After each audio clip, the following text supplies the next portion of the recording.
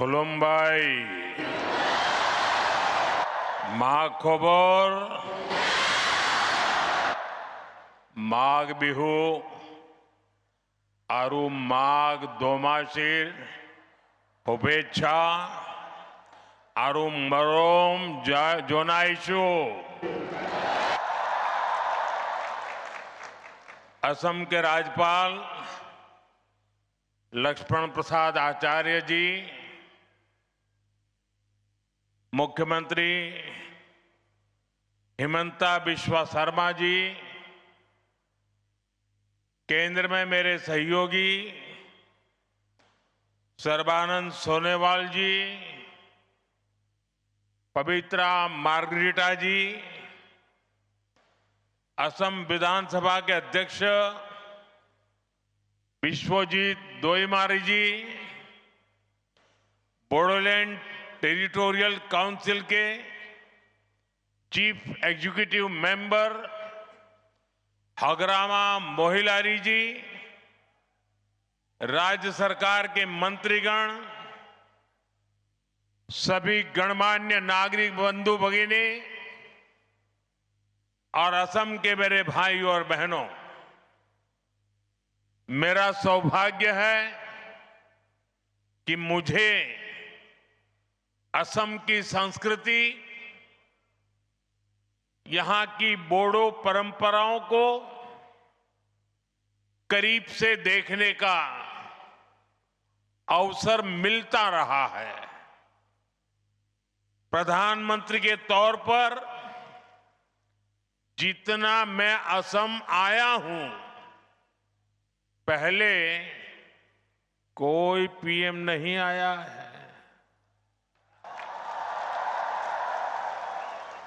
मेरी हमेशा इच्छा रहती है असम की कला और संस्कृति को बड़ा मंच मिले। भव्य आयोजनों के जरिए इसकी पहचान देश और दुनिया में बने, इसके लिए पहले भी लगातार प्रयास होते रहे हैं। बड़े स्तर पर बिहू से जुड़े आयोजन हो,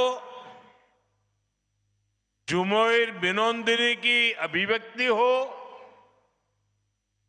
दिल्ली में 1.25 साल पहले हुआ भव्य बोडोलैंड महोत्सव हो या दूसरे सांस्कृतिक कार्यक्रम हो, असम की कला संस्कृति में जो अद्भुत आनंद है, वो पाने का मैं कोई भी मौका नहीं छोड़ता हूं।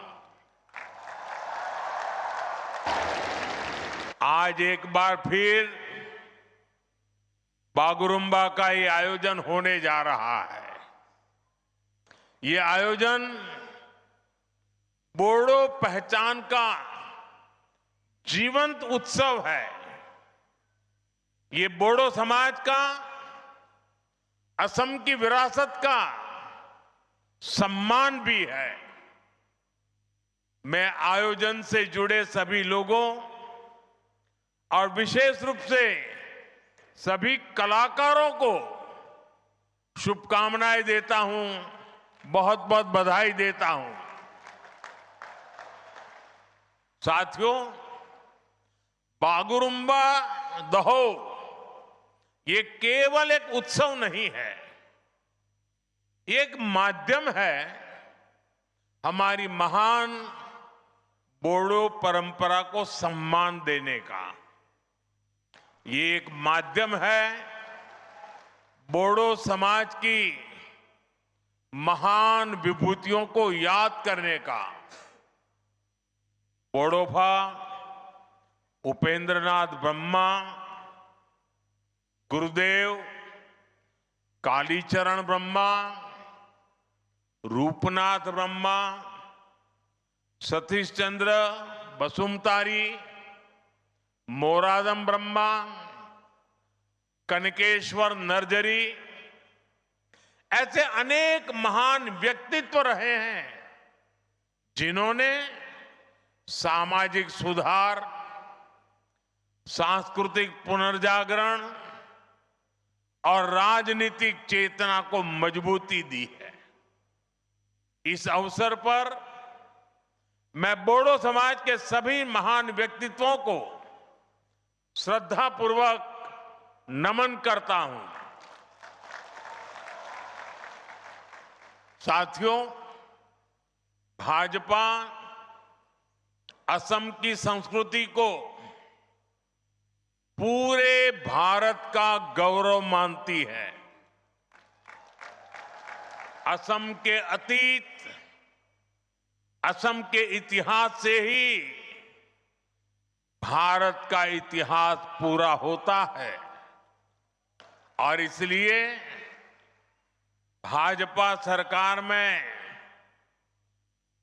बागुरुम्बा दहौ जैसे इतने बड़े भव्य उत्सव होते हैं। बिहू को राष्ट्रीय पहचान दी जाती है। हमारे प्रयासों से छोराई देऊ मोईदाम को यूनेस्को की विश्व धरोहर सूची में स्थान मिलता है। असमिया भाषा को क्लासिकल भाषा का दर्जा दिया जाता है।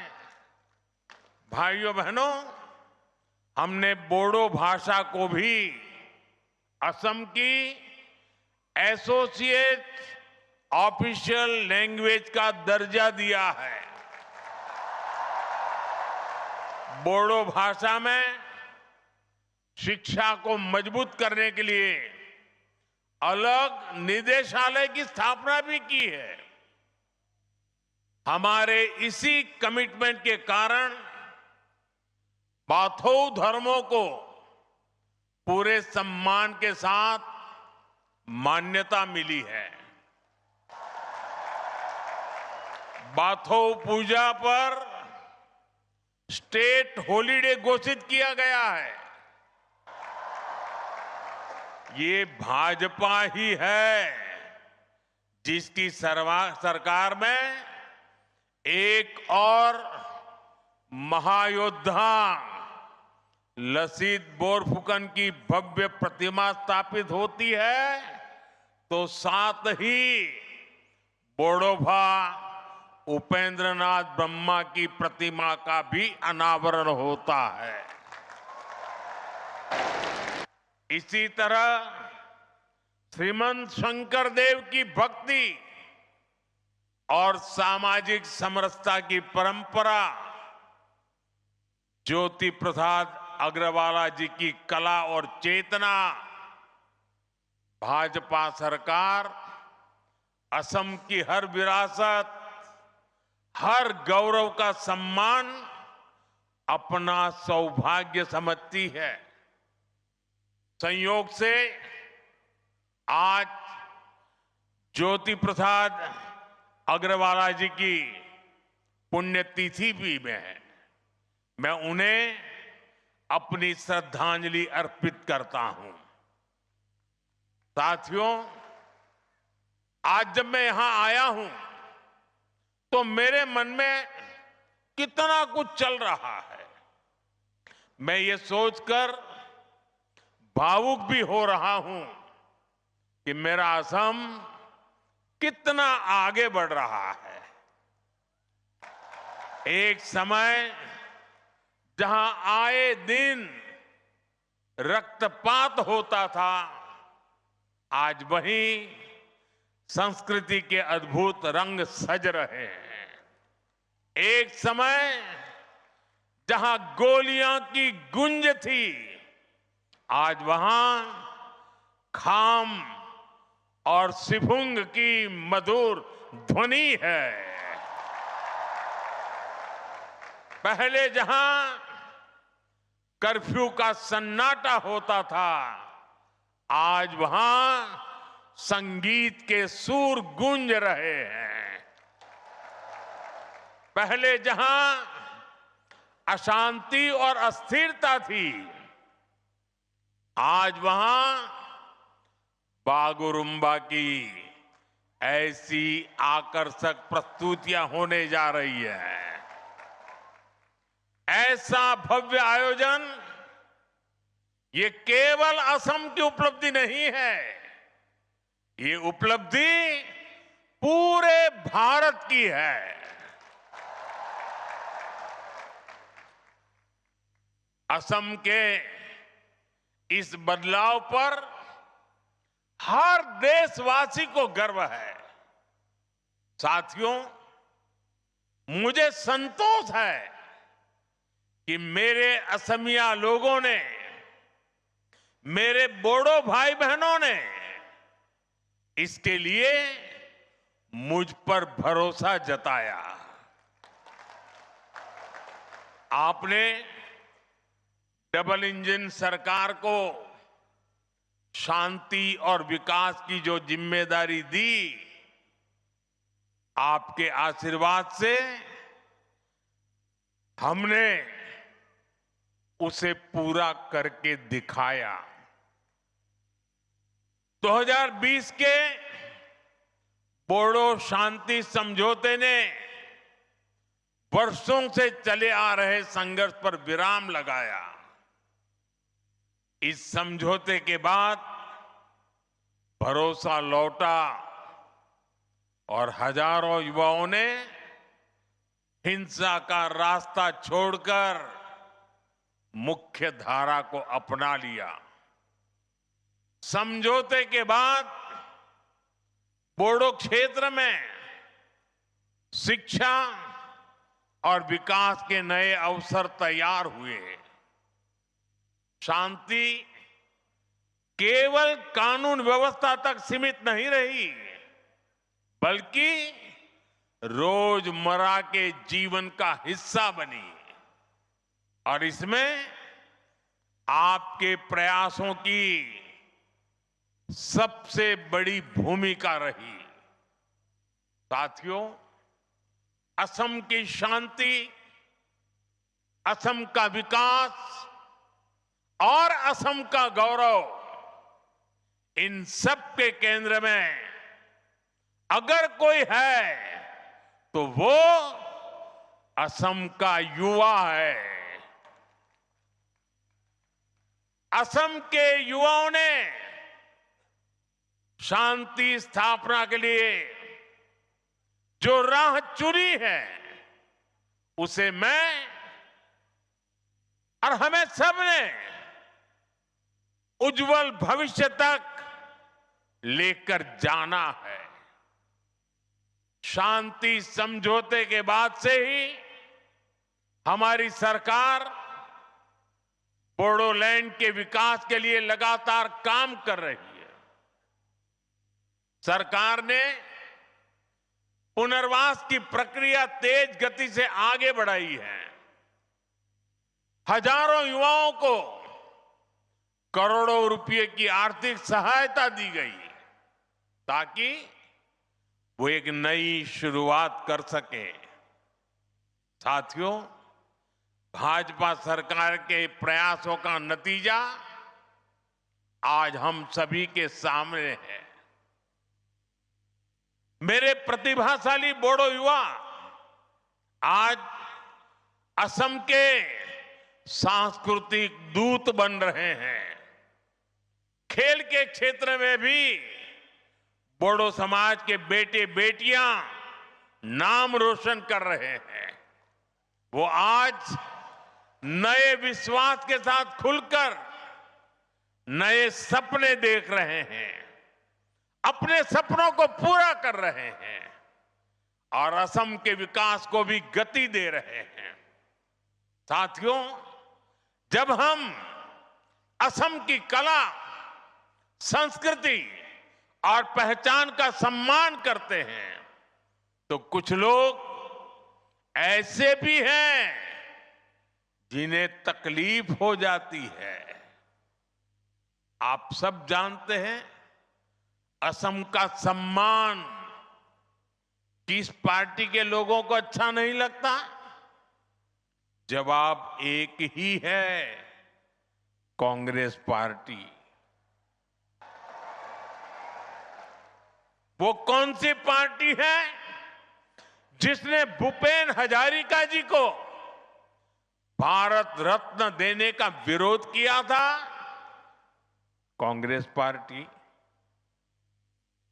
असम में सेमी कंडक्टर यूनिट का विरोध किस पार्टी ने किया था? खुद कांग्रेस की कर्नाटका सरकार के एक मंत्री ने, जो कांग्रेस के राष्ट्रीय अध्यक्ष के बेटे भी हैं, उन्होंने सेमी कंडक्टर यूनिट का आसाम में क्यों लग रही है, इसका विरोध किया। साथियों, आज भी मैं जब असम की संस्कृति से जुड़ी कोई चीज पहनता हूं, अगर गमोछा अगर मेरे साथ होता है, तो कौन सी पार्टी असम का मजाक उड़ाती है? कांग्रेस पार्टी। भाइयों बहनों, असम और बोडोलैंड क्षेत्र इतने दशकों तक मुख्य धारा से कटा रहा। इसकी जिम्मेदार केवल और केवल कांग्रेस ही है। कांग्रेस ने अपने सियासी फायदे के लिए असम में अस्थिरता पैदा की। कांग्रेस ने असम को हिंसा की आग में धकेला। आजादी के बाद असम के सामने भी चुनौतियां थी, लेकिन कांग्रेस ने क्या किया?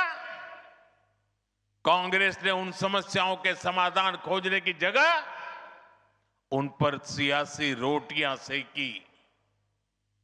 जरूरत विश्वास की थी, लेकिन कांग्रेस ने विभाजन को बढ़ाया। जरूरत संवाद की थी, लेकिन कांग्रेस ने उपेक्षा की, बातचीत के रास्ते बंद किए। खासकर बोडोलैंड क्षेत्र, बोडोलैंड के लोगों की आवाज कभी ठीक से सुनी ही नहीं गई। जब जरूरत अपने लोगों के जख्म भरने की थी, जब जरूरत असम के लोगों की सेवा करने की थी, कांग्रेस तब घुसपैठियों के लिए असम के दरवाजे खोलकर उनकी आवाभगत में लगी रही। साथियों, कांग्रेस असम के लोगों को अपना नहीं मानती है। कांग्रेस के लोगों को विदेशी घुसपैठिए ज्यादा पसंद है, क्योंकि वो यहां आकर कांग्रेस का कट्टर वोट बैंक बन जाते हैं। इसलिए कांग्रेस के राज में विदेशी घुसपैठिए आते रहे, असम की लाखों बीघा जमीन पर कब्जा करते रहे और कांग्रेस सरकार उनकी मदद करती रही। मुझे खुशी है कि आज हेमंता जी की सरकार असम के लोगों के हक की लाखों बीघा जमीन को घुसपैठियों से मुक्त करवा रही है। साथियों, कांग्रेस ने हमेशा असम और पूरे पूर्वोत्तर को उपेक्षा की नजर से देखा है। जो कांग्रेस के लोग पूर्वोत्तर के ही विकास को जरूरी नहीं मानते थे, उनका ध्यान आखिर असम के विकास पर कैसे जाता। बोडो क्षेत्र की आशाओं अपेक्षाओं के बारे में उनको सोचने की फुर्सत कहां होती। इसलिए कांग्रेस सरकारों ने जानबूझकर इस क्षेत्र को मुसीबतों में धकेला। भाइयों बहनों, कांग्रेस के उन पापों को साफ करने का काम भी हमारी डबल इंजन सरकार कर रही है। आज यहां सिर्फ आज यहां जिस रफ्तार से विकास हो रहा है वो आपके सामने है। आप देखिए, हमने Bodo Kachari welfare autonomous council का गठन किया। बोडोलैंड क्षेत्र में बेहतर विकास के लिए 1500 करोड़ रुपए का विशेष विकास पैकेज दिया गया। कोकराझार में मेडिकल कॉलेज और अस्पताल की शुरुआत हुई। तमुलपुर में भी मेडिकल कॉलेज के निर्माण को गति मिली। नर्सिंग कॉलेज और पैरामेडिकल संस्थानों के जरिए युवाओं के लिए नए अवसर बनाए। गोवर्धना, पार्वतजोरा और होरीसिंगा जैसे क्षेत्रों में पॉलिटेक्निक और ट्रेनिंग संस्थान भी बनाए गए। साथियों, बोडोलैंड के लिए अलग वेलफेयर डिपार्टमेंट और बोडोलैंड एडमिनिस्ट्रेटिव स्टाफ कॉलेज की स्थापना भी की गई। इससे बोडो समुदाय के कल्याण के लिए और बेहतर नीतियां बनाने में मदद मिल रही है। साथियों, भाजपा की सरकार ने दिलों की दूरियां मिटाई है, असम और दिल्ली की दूरी खत्म की है और बेहतर इंफ्रास्ट्रक्चर के जरिए असम में एक इलाके से दूसरे इलाके की दूरियां भी कम कर रही है। इन इलाकों में पहले पहुंचना मुश्किल होता था, आज वहां हाईवेज बन रहे हैं, ऐसी सड़कें बनाई जा रही हैं जिससे क्षेत्र में नए अवसर खुले। कोकराझार को भूटान सीमा से जोड़ने वाली बिशपुरी सरालपारा सड़क परियोजना के लिए करोड़ों रुपए की व्यवस्था की गई है। कोकराझार से भूटान के गेलेफू तक प्रस्तावित रेल परियोजना भी एक और महत्वपूर्ण कदम है। हमने इसे विशेष रेलवे परियोजना घोषित किया है। हमने इसे एक्ट ईस्ट पॉलिसी का अहम हिस्सा बनाया है। इसके तैयार होने के बाद व्यापार और पर्यटन दोनों को बढ़ावा मिलेगा। साथियों, जब समाज अपनी जड़ों से जुड़ा रहता है, जब संवाद और भरोसा मजबूत होता है और जब समान अवसर हर वर्ग तक पहुंचते हैं, तब सकारात्मक बदलाव दिखाई देते हैं। असम और बोडोलैंड की यात्रा उसी दिशा में आगे बढ़ रही है। असम का आत्मविश्वास, असम का सामर्थ्य और असम की प्रगति से भारत की ग्रोथ स्टोरी को नई शक्ति मिल रही है। आज असम तेजी से आगे बढ़ने वाले राज्यों में अपनी पहचान बना रहा है। असम की अर्थव्यवस्था गति पकड़ रही है। इस विकास में, इस बदलाव में बोडोलैंड, यहां के लोग अहम भूमिका निभा रहे हैं। मैं एक बार फिर आज के आयोजन के लिए आप सभी को बहुत बहुत शुभकामनाएं देता हूं। बहुत बहुत धन्यवाद।